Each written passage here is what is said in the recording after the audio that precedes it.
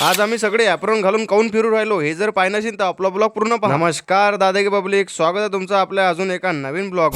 सकाळी चाललो कॉलेजमध्ये अंदर येऊन पाहतो तर काय कुत्रीचं पिल्लू पण दिसत नव्हतं. पण थोड्याच वेळात आपले मायक्रोचे पिल्ल जमा झाले होते, कारण आज होती आमची मायक्रोबायोलॉजीची प्रॅक्टिकल एक्झाम. मग काय सगळे जमा झाले आणि चाललो आता आम्ही प्रॅक्टिकल एक्झाम. असे चाललो की जसं काही आमचा फुल अभ्यास झालेला आहे, कुणाला काहीच टेन्शन नव्हतं. आता जातो आम्ही प्रॅक्टिकल एक्झाम द्यायला, भेटू प्रॅक्टिकल एक्झाम नंतर. A few moments later. Paper देऊन डायरेक्ट रील्स काढायला चाललो. हे रील्स आपण अकाउंटवर टाकलेली आहे, पाहिली नशीन तर पाहून घ्या. लवकर 10K व्ह्यू कंप्लीट करा. ग्राउंड मध्ये आल्यावर हे कबूतर दिसलं. या कबूतराला काय झालं होतं काय माहित, उडतच नव्हतं. गौरवदानं ते कबूतर पकडलं आणि त्याला मस्त थंडगार पाणी पाजलं. उन्हाळा चालू आहे, पक्ष्यांना पाणीच भेटत नाहीये आणि पाणी हेच जीवन आहे. त्याच्यामुळे आपल्यापासून होईल ते मदत करा. आपल्या आजूबाजूच्या परिसरात पाण्याचे मडके बनवा. व्हिडिओ मध्ये पाहू शकता की कबूतराला पाण्याचीच गरज होती. कबूतरासोबत थोडासा लाड केला आणि त्याला आंब्याच्या झाडावर ठेवून दिलं आणि आता चाललो आम्ही घरी. जाताना स्टॉपर आपला हा फॉलोअर्स भेटला. आता म्हणे तुमचे ब्लॉग पाहतो, मला ब्लॉग मध्ये घ्या. ब्लॉग मध्ये घेतलं आणि पोट्टेचा विचार बदल. पोट्टे म्हणत भूकले लागली, पहिले नाश्ता करून घ्या. काकाले ऑर्डर दिली सैराट पाववड्याची. तुम्हाला जर सैराट पाववडा खायचा असेल तर काकाच्या दुकानला नक्की भेट द्या. ITI पाशी आल्यावर काकाचे दुकान दिसूनच जाईल. नाश्ता करून पोराचं तरीही मन नव्हतं भरलं. म्हणत आता केळी चिप्स खाऊ. मस्त 20 रुपयाची केळी चिप्स घेतली आणि थंडगार उन्हाचा आस्वाद घेत खात बसलो केळी चिप्स. मी खातो आता केळी चिप्स. भेटू पुढच्या ब्लॉग मध्ये.